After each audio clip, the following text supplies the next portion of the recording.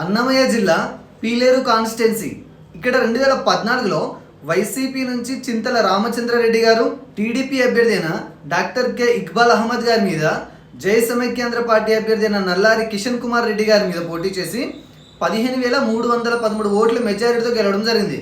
ఫైనల్గా ఇక్కడ ఈ సీట్ని వైఎస్ఆర్సీపీ కైవసం చేసుకోవడం జరిగింది. ఇక 2019లో కనుక మనం ఒకసారి ఇలానే చూసుకున్నట్లయితే ఇక్కడ వైఎస్ఆర్సీపీ నుంచి ఈసారి కూడా చింతల రామచంద్రారెడ్డి గారు, జనసేన పార్టీ అభ్యర్థి అయిన బి దినేష్ గారి మీద, ఈసారి టీడీపీ పార్టీ అభ్యర్థి అయిన నల్లారి కిషన్ కుమార్ రెడ్డి గారి మీద పోటీ చేసి ఫైనల్గా టీడీపీ మీద 7,874 ఓట్ల మెజారిటీతో ఈసారి ఈ సీట్ని వైఎస్ఆర్సీపీ గెలుచుకోవడం జరిగింది.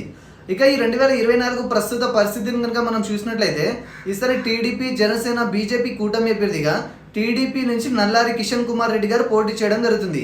ఇక వైఎస్ఆర్సీపీ నుంచి ఈసారి కూడా చింతల రామచంద్రారెడ్డి గారు ఇక్కడ పోటీ చేయడం జరుగుతుంది.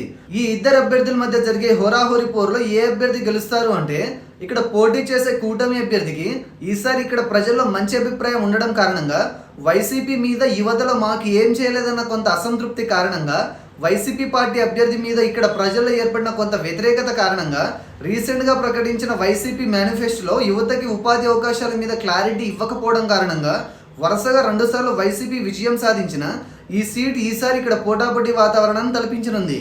ఫైనల్గా ఈసారి అతి స్వల్ప మెజారిటీతో అయినా ఇక్కడ ఈ సీట్ని కూటమి గెలుచుకునే అవకాశం ఎక్కువగా కనబడుతుంది. కానీ ఈ గెలుపు అన్నది కొత్తగా ఈసారి పోలవబోయే యువత ఓట్ల మీద కూడా ఆధారపడి ఉంటుంది.